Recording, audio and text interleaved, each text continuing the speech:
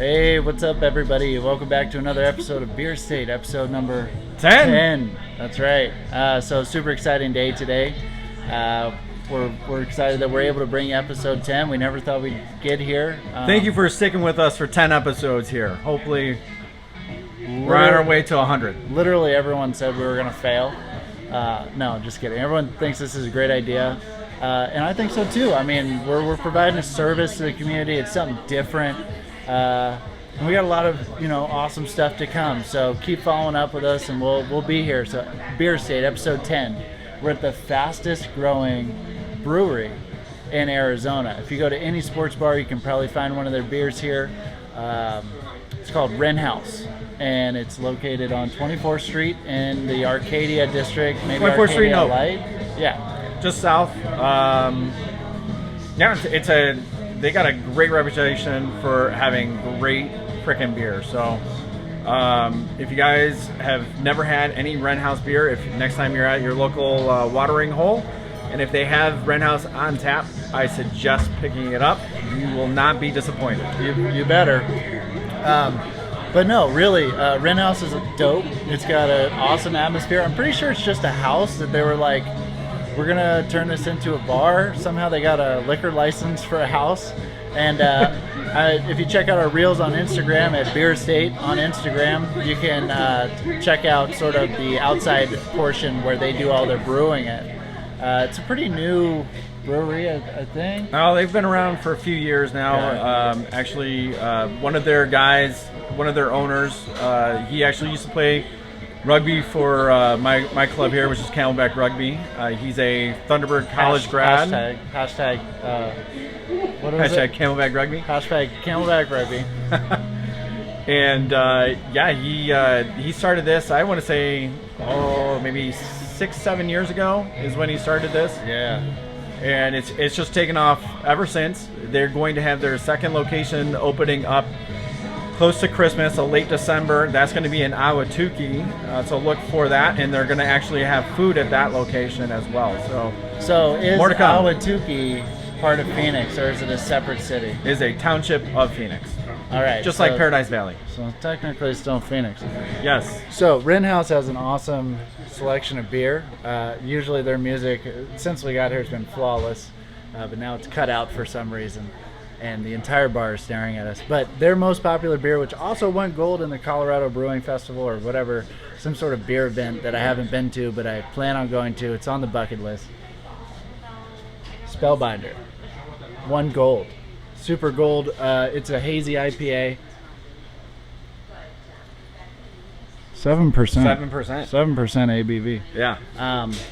We're using the fuzzy mic again, by the way, guys, because the new wireless mics were just so powerful. We don't want that.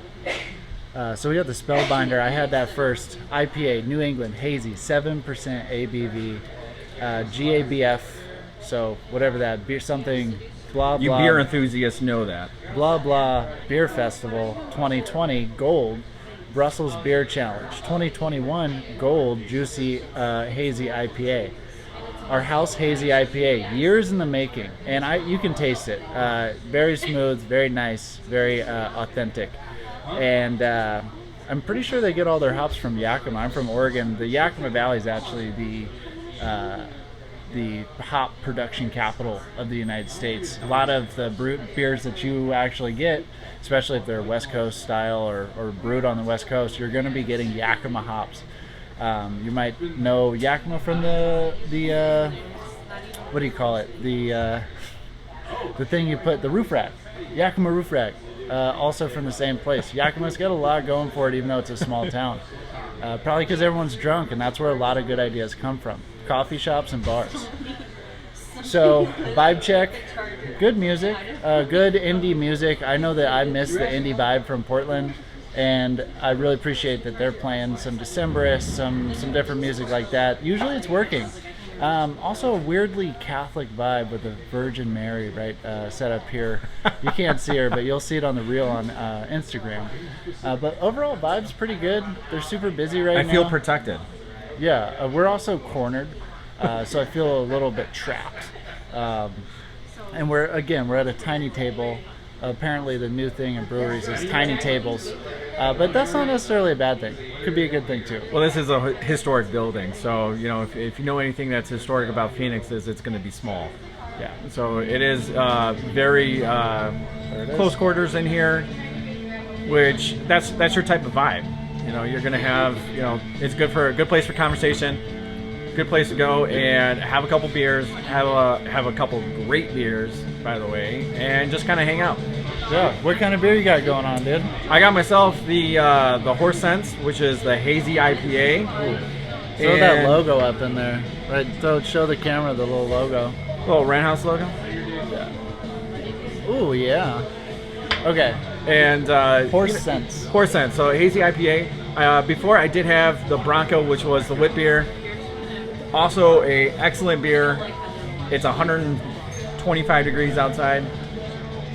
The Bronco is a great beer for summer. I would say that. And it's not really 125, but you guys know how hot it is. I mean, every beer is a good beer for summer, I think. Unless you're, I mean, even like a stout or...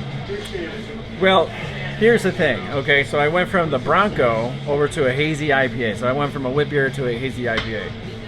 At first, all right, that's probably not the best transition without cleansing the palate, but at first I was like, you took a poop in between. You're right, man. Come on, man. I'm just throwing jokes. All right, he didn't take a poop. So the first sip I took was like, it just seems a little off. But actually now I'm a couple sips into it. Definitely a good hazy IPA beer. Not over the head. You're not going to be like knocked off your feet with the hoppiness on this. But I am a little tipsy though from the spellbinder. Oh. It's pretty powerful. I mean, 7%. This is at 6.8. So we're right there. IPAs are going to be a little bit higher in that alcohol content, most likely. You don't even like IPAs. Not a whole bunch, but you know what? Wren House makes good IPAs. It's a good one. Yeah. I got the, so I started with the Spellbinder, like he started with the Bronco. He's always loved the Broncos, if you can tell by his shirt. I hate the Broncos. Why? I met John Elway, dude. How dare you? As a Browns fan growing up, there was the drive, there was the fumble. Yeah. Still a sore subject. All bad. All bad. So the double... Sorry. What are you looking at? I'm looking at my beer. All right, so Big Spill Pills. It's only like 4 point something ABV, but it's pretty tasty. It's what you would expect. Little Spill Pills. No, I got the Big Spill. You got a Big Spill? Big Spill on the right hand side. Ah, there you go. Okay. Check out the reel because we're gonna show you this entire house. It's basically a real estate open house, virtual, but for a brewery. So if you want to buy this place, you can't because it's growing and it's great. But for the right price, you never know. But yeah, I got the Big Spill Pills. It's got that little bit of bitterness that you would expect with like a Pilsner or some sort of lager. So I like that. I like that it's got that harshness. When I say harshness, I just mean like you drink a hazy IPA, you're like, oh, this is very smooth. You drink a nitro, it's very smooth.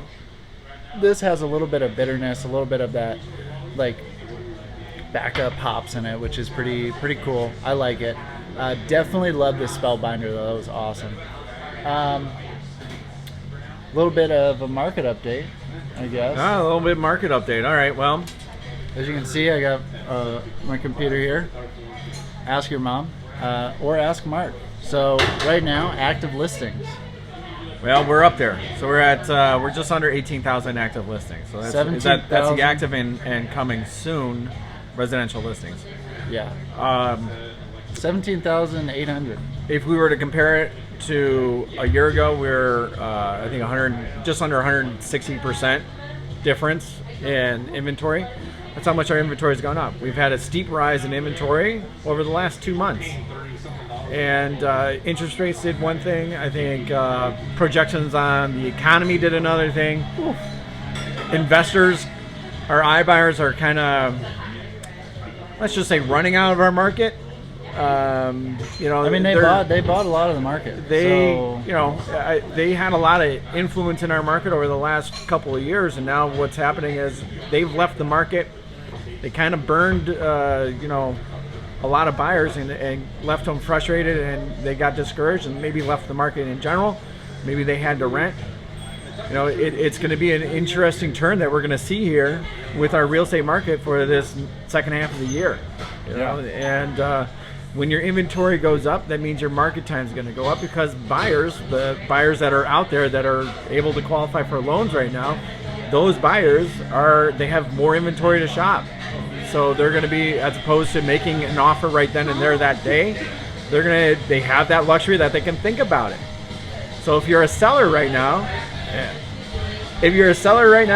you got to be patient a little bit, unless you want to really reduce the price. All right. Get them interested. Look, so that's why we named this episode this, and we're going to do this together on the count of 3. Look at me. All right, you ready? All right. We're going to say the title of the episode. I forgot what the title of our episode is. Is it the ceiling for sellers? Oh, yeah. All right. 1, 2, 3. Is it the ceiling for sellers? We don't know. But we're, by our best guess estimates, and since we did guess Buffini's 2022 bold predictions a month before he brought them out, I think that you can trust us on a lot of this. I think we hit the ceiling. Look, I think beginning of last month, so beginning of June, I think we hit our ceiling. And since then, statistic to back that up. So May days on market was 26.7. June statistics just came out, 29.3. So we're on an upward trend right now. Listing prices have also gone down. Number of listings have increased. So inventory's increased, more price reductions. Our absorption rate is the highest that it's been in a year. By far, it's doubled. And sold to list ratio is down extremely high. I don't know if you can see this. Look at that. See that little guy right there? We don't like to see a whole bunch of ups and downs when we're looking at our graphs. If we're looking at the overall health of a market, generally speaking, you kind of want to see just like gradual lines going one way or the other way. That shows a little bit more health. That's a short time frame there, and we're seeing it's a roller coaster ride. That's what's going on right now. And the inclines are where we would like to see more declines, or at least just as not as steep of an incline where we see these on the graphs. Meaning a lot of it is with inventory, and market time on market, and sold to list price. Those are 3 big things that are indicating that we're in a transition on our market. I think we've hit the ceiling for sellers in terms of value that they can get out of their house. Now it's going to be more or less we're Phoenix. Our market changes quickly, so I don't even right now, the way I look at it, I don't even think we're in a normal market. I look at it as, okay, we switched so drastically that right now we're in a buyer market. Yeah, I mean, we have buyers have pushed back. It's also surprising that the listings are just going up as much as they are, because it's the middle of summer. Like a lot of places, winter, it goes down a lot. But right now, it's the middle of summer. It's 120 degrees. This is like our Minnesota winter. People aren't moving in the middle of Minnesota winter or listing their house. But right now, in the middle of Arizona summer, they are. We're at 18,000 listings almost, 17,800. That's a huge increase. It is. It is. And the buyers that are still in the market are like, they saw the interest rate go from 3 to 6. So if you're a buyer in the market right now, you're like, fuck that. I'm not gonna. There's a sticker shock there. I'm not just gonna accept what you have to tell me. Prices have increased. My fees have gone up. Your price is going down. There's no other way to make this work. So they're feeling really emboldened. And even if that trend doesn't continue, I think that like seeing more buyers in the market that are serious outside of iBuyers, because the market is so saturated, we're gonna have a break from the iBuyers and see regular residential buyers like you or another first-time home buyer come into the market and really feel like they have a chance. And I think that's important, because a lot of, like, what was it, 35% of all buyers last year have buyer's remorse? Because they felt like they had to buy. They had to buy. They had to bid up. So our list to sold price ratio was more than 100%. And with that happening, it's going to create that larger potential for buyer's remorse. Yeah. Now, they probably got in at a much lower interest rate. Probably, even if they bought a few months ago, they probably still are going to see some equity with it. If they bought it a year ago, they're still going to have plenty of equity with it because our market did go up all the way up until probably about March and April, and then we started to see that leveling off, and then May was really our tipping point into June. Yeah. And but let's talk about the mentality of a buyer right now. Okay, so if you're a buyer and maybe you just got tired with, I'm going out, I'm looking at homes, I have to make an offer right then and there if I'm going to get even the opportunity at getting my offer accepted, to now, one, I don't even know where I'm at for my loan value, okay, because my interest rate has gone up. Has it gone up? This is where a good lender is going to come into play, because there are programs out there where you could still get in at lower interest rates, and you're going to be able to qualify for that loan even if where you were at before. I mean, you do it. Oh, I almost knocked the camera over. If you do a cash out refinance and you buy down your rate, you know, if say you have $100,000 in equity, you buy down your rate, you're only 1% higher, but you got $80,000 in cash now. That's pretty dope. And we're talking about there's flexibility with sellers. So some sellers, because sellers still have a lot of equity, okay, so they can be more flexible in terms that you can get. So I had a lender come to me today explaining to me that they had a 15-15 program, fixed rate for 15 years, then adjust after 15 years. You can still buy down the rate. So that's pretty cool. Exactly. If you can't, let's put it this way, even if you're at a little bit of a higher rate, maybe you buy down the rate. If the interest rate doesn't go down in 15 years, we're in a heap of trouble. You're fucked. That goes well beyond just real estate. I just watched the entire Resident Evil on Netflix, and it'll be like that. Like, it starts out, they're like, scientists thought in 2036 the world would end, but it ended much sooner. 2022. We'll be living in the Mad Max times if that's the situation. If we're at that type of situation in 15 years, then we got a whole lot of other problems that probably need to be dealt with other than just interest rates on a home. So something that would surprise a lot of people, comment, I guess don't comment because I'm going to tell you the answer pretty soon. But so Mad Max must have been like apocalypse, and then like a couple, like not even a year. Like that's 6 months after the apocalypse, because gas only lasts like a year sitting in tanks. It rusts, it gets moisture in it. Like new gas has to be created and then filtered and pasteurized or whatever the fuck they do with pasteurized.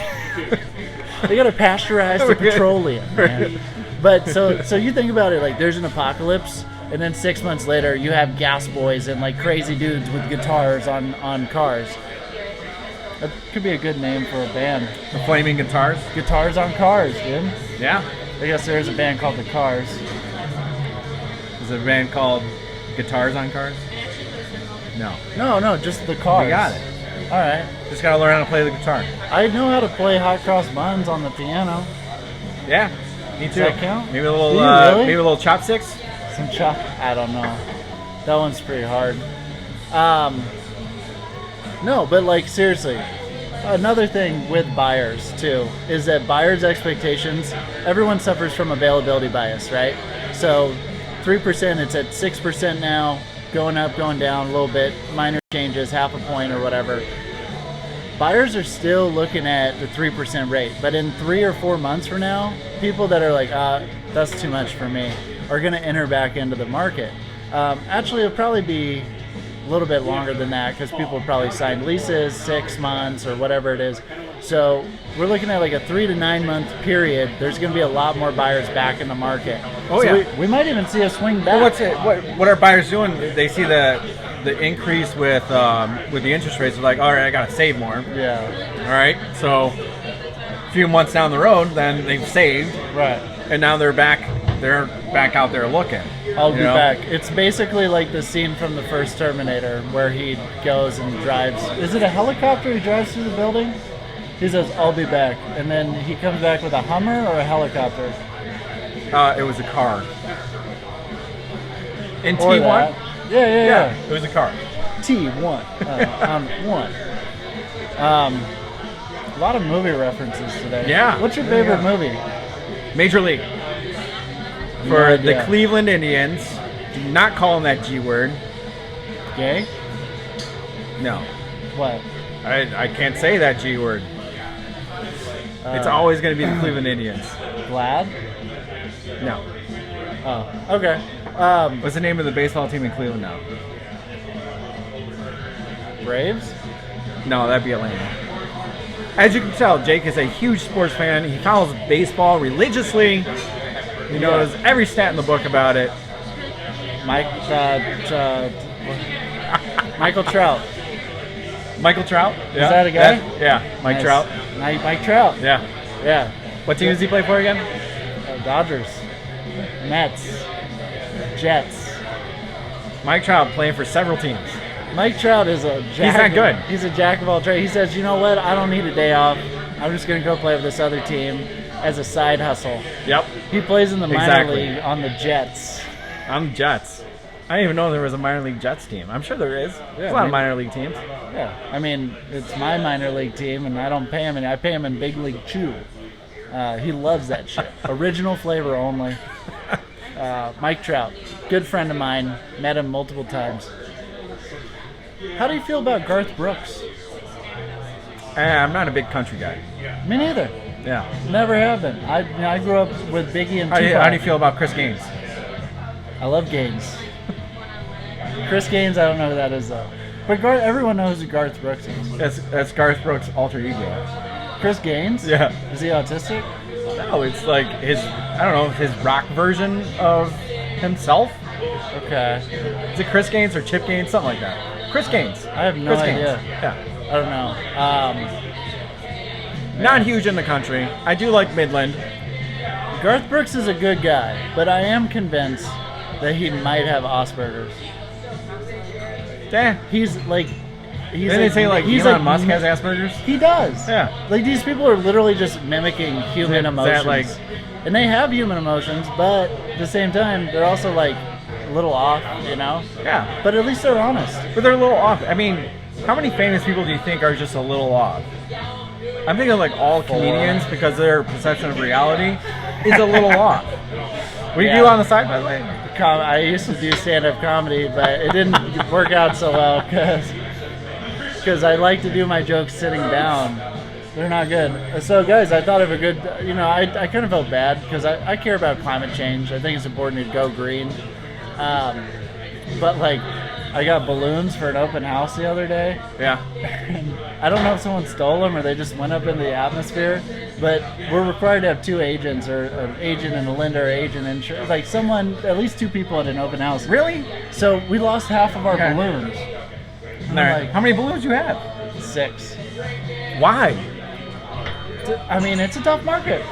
All right, you need people to come, especially when it's a one-bedroom, one bath. You're like focused like, well, I wasn't going to come, but you had 6 balloons. If it was 5, I would not have come in, but, I mean, we had 3 people show up. I didn't ask about how many balloons they saw, but my guess is they probably saw 3 because either a homeless dude stole our balloons or I let a balloon go into the atmosphere, which I'm sad about.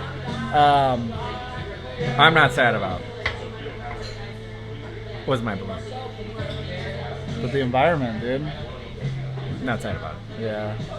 Well, tell that to your grandchildren. You're a long ways off from that one. Yeah. I mean, who would ever sleep with us? I'm just kidding. Well. Yeah, I know I'm the catch. He is a catch, and I caught him.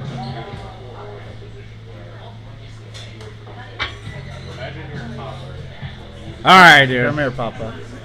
Anyways, this has been another exciting, eccentric, fuck-filled day at Beer State. So we decided to be a little bit more risque. I think that's what the people are wanting. That's what they're saying in the comments. They said you need to be a little bit more risque. They want you to be more inappropriate. So next week we're going to strip club and we're doing it from there. Hey, what's up? We're here at Bar 37 because the best strip clubs don't actually have a name. They're just a bar followed by a number. No, but episode 10, Beer State. Thank you so much for just staying a part of this. You're going to be hearing this, and I'm sorry if last week's episode is super We want to hear shitty. from you guys. We want to hear what you guys are thinking, what you guys want us to talk about, where you want us to go. If you got a good brewery that you know that it's out here that we haven't been to because we've only been to 10, let us know. We will go there and we will give our honest review of that brewery and that beer that they have on tap. He wants to know if you comment and tell us to go somewhere, I'm going to take that as a threat. I'm going to track you down like Liam Neeson in Taken and fist fight you. But I'll still do Remember the what beer I said review. about like a little bit off perceptions guys. of reality. Hey, you don't know what I've been through, all right? I'm a gangster. No, you're not. All right. Losing all my street cred here. Well, You know what my street name you is. can't lose what you never had. You're right. Episode 10, Beer Estate. Check it out. We appreciate you guys. Link up with us. Leave us a comment. Do something cool. Listen, watch our reels. Don't be stupid. We love you guys. See you next week. Mark, can you turn the camera off? Yeah, should we?